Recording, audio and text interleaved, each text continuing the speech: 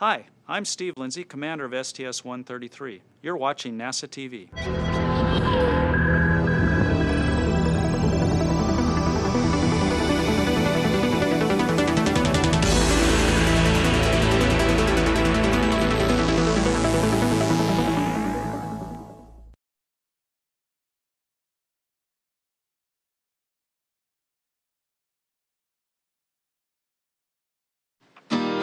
We've waited long for this day to come, for all the midnight lights burnt into the morning sun. I can't wait to see your sweet mysteries, the moon, the stars, the sun, the universe, the galaxies. Fly home on your silver wings with your new song for the world to sing. Light this candle, make it right. Yes, you can change the world.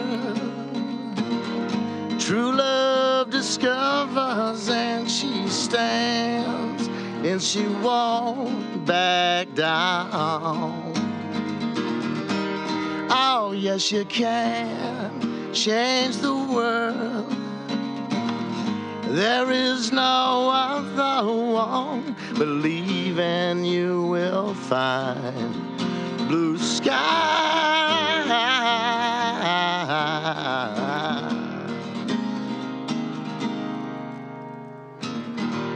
Gonna chase the dream, gonna set it free, gonna make it real, gonna make it shine, gonna keep it grooving on.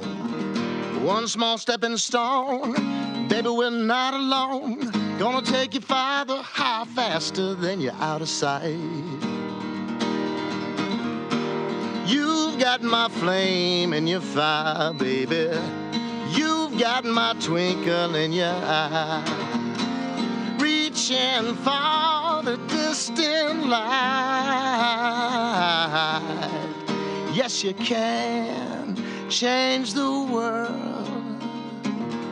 True love discovers and she stands and she won't back down. Oh, yes, you can change the world. There is no other one. Believe and you will find blue sky.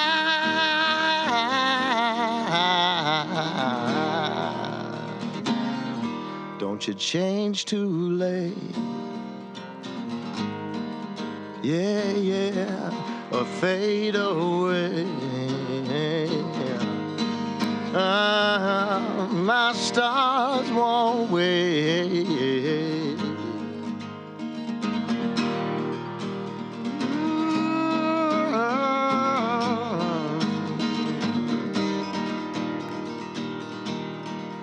Yes, you can change the world. True love discovers and she stands and she won't back down. Oh, yes, you can change the world. There is no other one. Believe and you will find blue sky.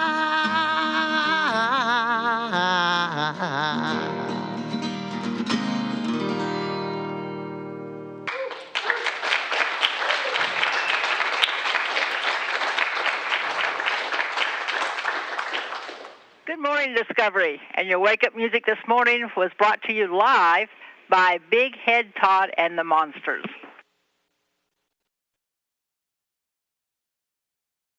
Well, good morning, and thanks to them, and they were the #1 vote getter in the Shuttle Program Song Contest, so congratulations to them, and thanks for that special recording. It's good to be up here, looking forward to the day. Greetings, this is Todd from Big Head Todd and the Monsters. Well, good morning, Todd, and thanks very much for that. That was great. Did you just do that live? I did just do that live, and I believe it's a first in history. That was terrific. We really appreciate it, and congratulations on winning the contest. Well, on behalf of Big Head Todd and the Monsters and songwriters and artists everywhere, we just want to thank you so much for your courage and your bravery and your effort in just giving all of us a better shot at knowing more. And it's very inspirational to the arts as well. And I just want you to be home as safely and as soon as you can. Well, thank you very much, and we all wish you could see what we can see when we look out at the Earth, and hopefully everybody will be able to do that one of these days. Hopefully sooner rather than later. Well, we'll work on that together. Thank you so much. You bet. That was Todd Park Moore of Big Head Todd and the Monsters talking with the crew of the STS-133 mission on board Discovery.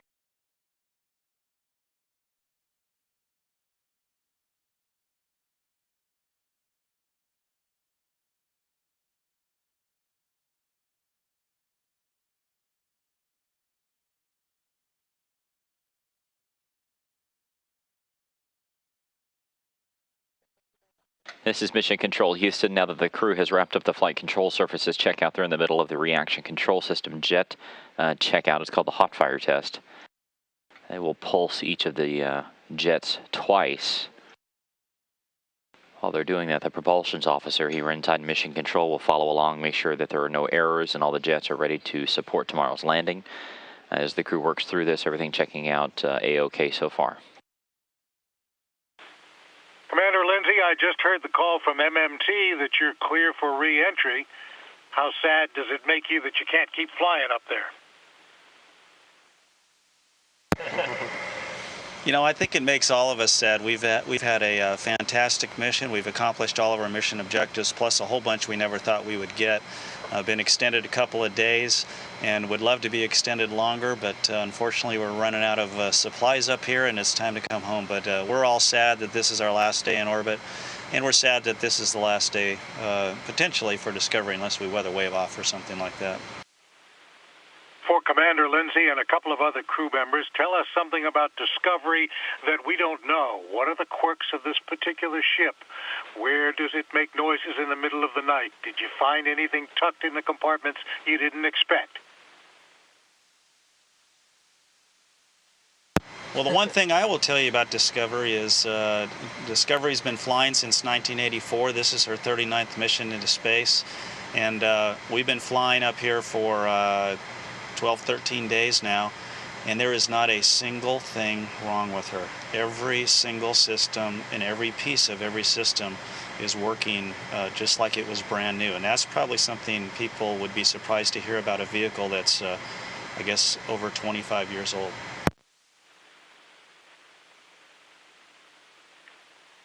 You know, sometimes people who do renovation in well, and I think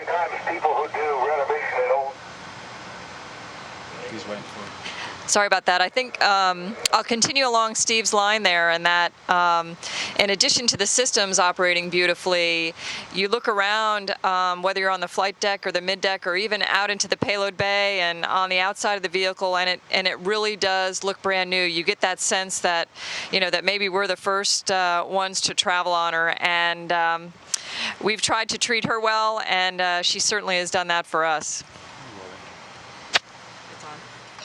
And I think I was reading your mind there. I was thinking about people who renovate and restore old vehicles and keep them in really pristine condition. Well, that's Discovery, but she doesn't just look good. In order to fly into space and do the mission that Discovery does, she has to be really pristine and really perform well. And everything I've seen on this, my first shuttle flight, is that Discovery is just really at the top of her game and performing like a champ.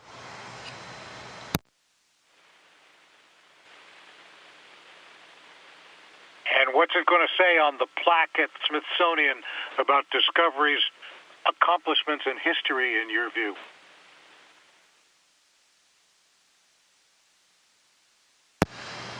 I don't know what the plaque is going to say, but hopefully it will talk about Discovery's legacy as a great ship of exploration, as a great spacecraft, as a class of spacecraft with capabilities of lifting people and loads and returning them from space, unmatched by anything else that we've ever seen. A versatility that's unmatched of anything else we've ever seen in space, and probably unmatched for a long time to come. So hopefully it will say something about that, but more importantly, hopefully it will talk about not the crews, not us, but talk about the entire space shuttle team that spans across the country for these past 30 years that have allowed this to happen. You see us in space, we're visible, but it takes a team of thousands and thousands and thousands of people to keep this vehicle running, to allow it to execute the complex missions that we do with it. And so hopefully the legacy will be more about the people than anything else. Last thoughts when you bring it in tomorrow. What are you going to be thinking? I think as a crew, what we'll be thinking as we're coming in is we'll be pretty focused on doing that and doing it right. And so we're going to concentrate on our jobs just like we should. Make sure we don't miss any steps. Make sure we do everything exactly right and bring it in as safely and successfully as possible. After we land, that'll be the time which we'll reflect. And I suspect sitting on the runway, I'll be sitting in my seat when we do the last switch throw, and it's time for me to get out. And I don't think I'm going to want to leave my seat. Well put. Safe return, folks. ABC done. Thank you. Thank you. Discovery, good morning. This is CBS News at the Kennedy Space Center. How do you hear me? Discovery has you loud and clear. How us? Sound great, and good morning. This is Peter King along with Bill Harwood, and we've got a whole slew of questions for you, so we'll get right to it. Commander Lindsay, you've probably said, and we've probably reported everything that can possibly be said about this being the last flight for Discovery. For somebody who flies these things for a living, how hard is it to retire a spacecraft that seemingly has a lot of life left in her? Your emotions right now.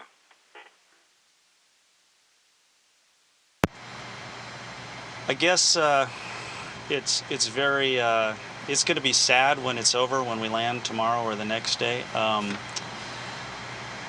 guess the hardest part of this for me is giving up the capability, because if you really look at what this spacecraft does, it can do everything except leave low Earth orbit.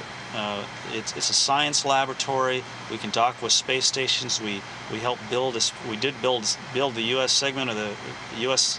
OS section of the International Space Station with these vehicles, hauled cargo and people up and down with up mass and down mass that's unmatched anywhere. We deployed the Hubble Space Telescope with this vehicle. It starts out its life as a rocket, becomes an orbiting laboratory or a docking vehicle, maneuverable spacecraft on orbit, and lands like an airplane. And that capability is unmatched anywhere, and probably will be unmatched for many years to come. And so giving up all of that capability and the amazing versatility of this spacecraft is what's most difficult for me, and probably for everybody that's working on the program. And along those lines, for Nicole Stott, with so much uncertainty right now in the future of U.S. human spaceflight, what are your concerns, and what are the things that most excite you about what's ahead?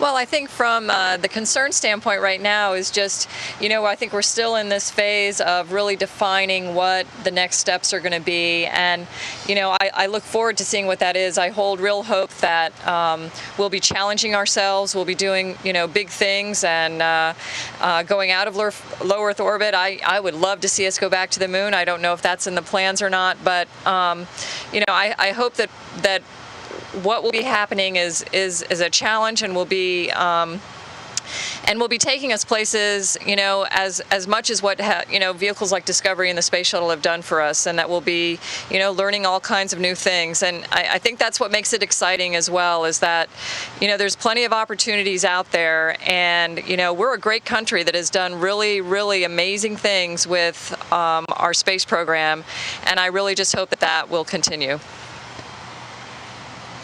guys. It's Bill Harwood. Let me ask a couple if I can, and I'm going to keep with the Discovery theme, obviously. I think a lot of people, your mission is the first really concrete sign that the beginning of the end is finally here for this program. And for Mike Barrett, what do you say to the workforce and really to all Americans on the eve of this final landing for Discovery and, of course, the 2 flights coming up?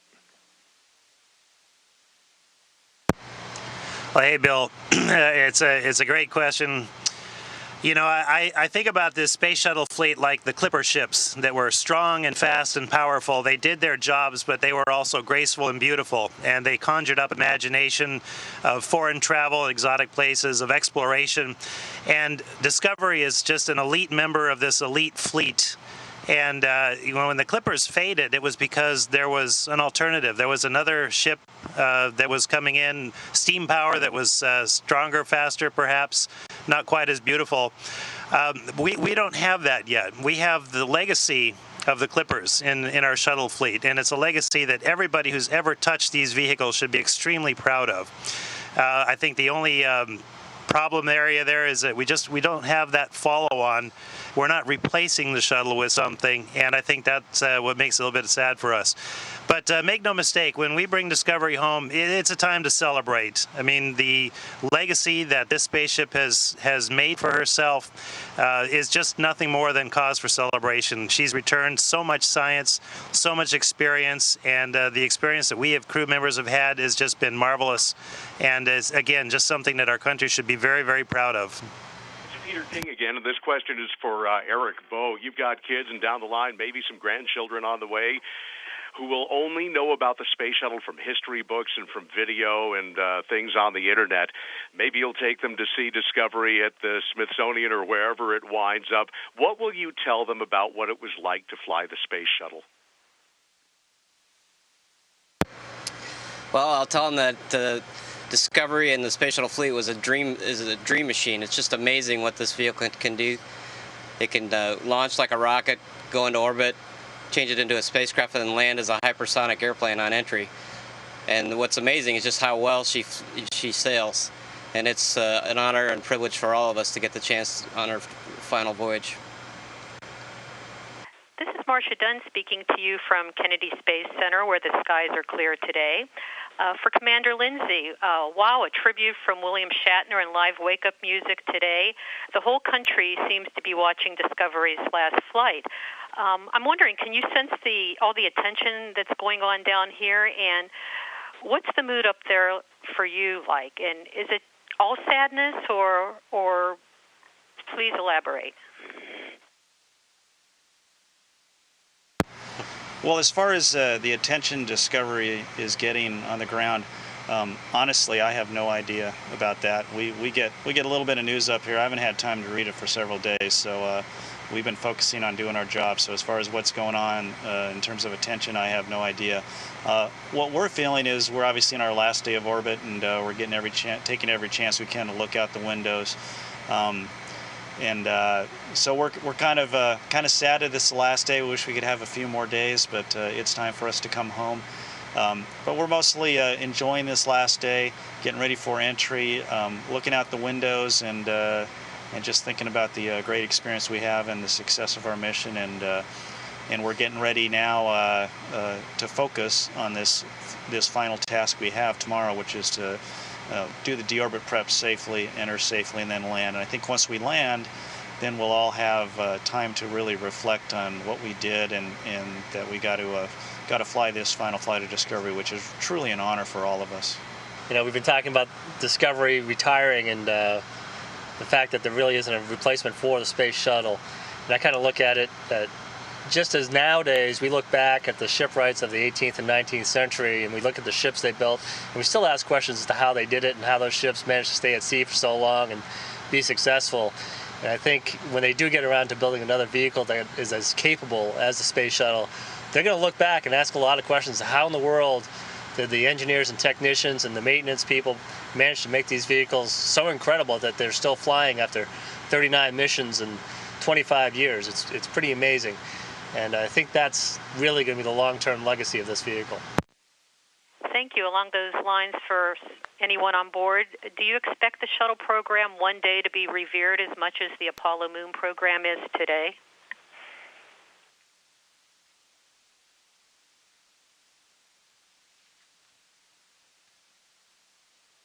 I guess it's my turn to wax poetic. Yes, I believe indeed. When I talk to the Apollo astronauts, the Mercury and Gemini astronauts, they talk to us with amazement. They look at the complexity of the missions we do now in space, and they can't believe that they said they never did anything nearly as difficult or complex as what we were doing with the shuttle. And like Steve said, we won't do anything nearly as complex with another vehicle for a very long time. Even if we started today to try and build a replacement shuttle, it might take 15 to 20 years to get there. There's just been nothing more capable out there to do it. So I think that 5 or 10 years from now, they're going to look back and go, how did we ever build a vehicle that could do all these things? This was a pretty bold and audacious thing to put together back in the 1970s. And I just don't know that we have that audacity now to build something nearly as ambitious as the shuttle is. Al, if you could keep the mic for a moment, what do you expect it will be like for you to be part of Discovery's historic return to Earth tomorrow and to be walking away from the ship one last time? To be honest, like our commander said, I've been more focused on just getting through the mission here and making sure that we have a safe and effective return from orbit back to Earth to cap off a successful mission. I'll probably give more thought once we're done, when we'll stop on the runway, about the legacy of Discovery and the legacy of this particular mission. But I just don't have a whole lot of deep thoughts about it right now. Dr. Barrett, you were so eloquent a few days ago describing all the historic voyages of the ships named Discovery. Put that in perspective for me again, if you will. How will Space Shuttle Discovery stack up against all the other discoveries from ages past, do you think? Well, that's a great question. There have been ships named Discovery for over 4 centuries, and they've been captained by great people like Henry Hudson and John Clerk, who was on Captain Cook's second voyage. Robert Falcon Scott had a Discovery going to the Antarctic. And I think everybody knows that our shuttle fleet was named after great ships of exploration. We wanted to carry on that heritage, the legacy of that name, and I think this Discovery has done that with flying colors. And she retires with all of the honors and dignity due any of those ships that made great discoveries. So I think we salute Discovery in that way, with all the accolades that she deserves. But it also lays out a challenge. What will be the next ship named Discovery? The next ship to bear this name hopefully will go further than this one and make every bit as much of a contribution to history and to Discovery as this ship. Thank you. For anyone on board, Discovery is promised to the Smithsonian Institution, but the decision on where the other shuttles go will be coming up next month. Do any of you wish you were doing the picking, and do you have any recommendations to give in that regard?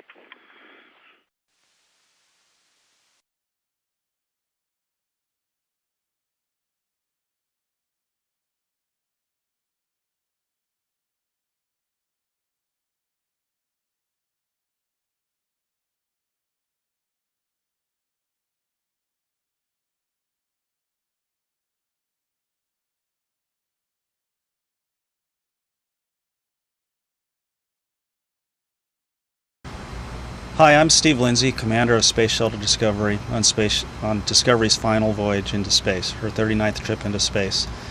We've prepared a more formal tribute to Discovery that we will put together later. But for now, on this final day on orbit, I'd just like to get each crew member to say a few words and their thoughts of Discovery. For me, Discovery is a very personal thing, because I've actually flown Discovery 3 times now. My first flight I flew in 1999 on STS-95 when we brought Senator John Glenn back into space. I flew her again as one of the return-to-flight test missions, STS-121 in 2006, and then finally STS-133, her final flight. So Discovery is a very special vehicle to me.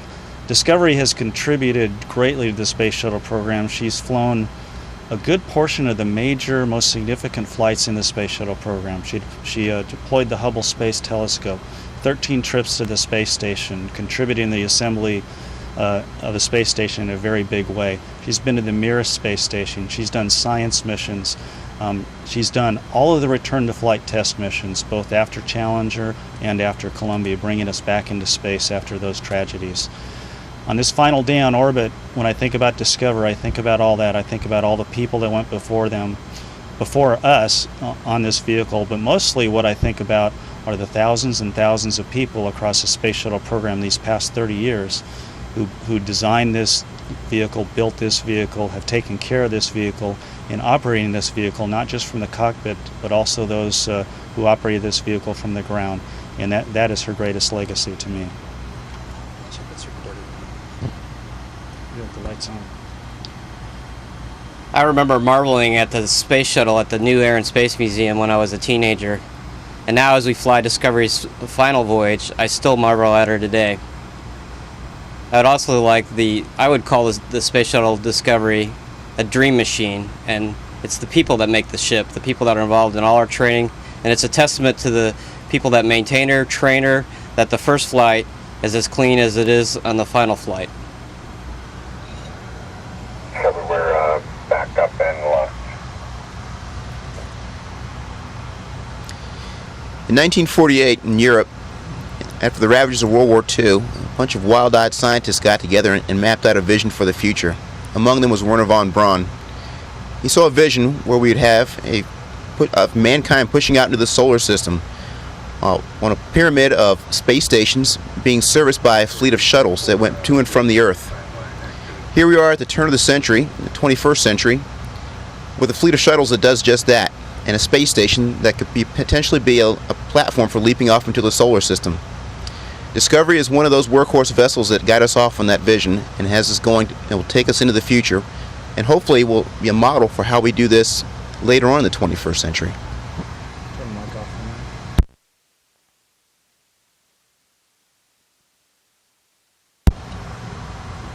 And as a ship of Discovery, Discovery has been truly amazing. And I was thinking earlier, when we look back, even now at the shipwrights of the 19th and 18th century, and we marvel at the work they did. In the future, when we go back and we build another vehicle that's as capable as a space shuttle, we're going to look back at Discovery and the engineers, the designers, the people who maintain her, and we'll have to ask them how in the world they did that, because it's truly amazing. And this vehicle, even though it's only spent a total of 365 days or so on orbit, which is less than those earlier ships were spent on a single mission, its accomplishments are truly amazing, as the commander noted earlier. And so thinking about it and looking back, I'm just proud to be a part of this team and a part of this crew on our final flight.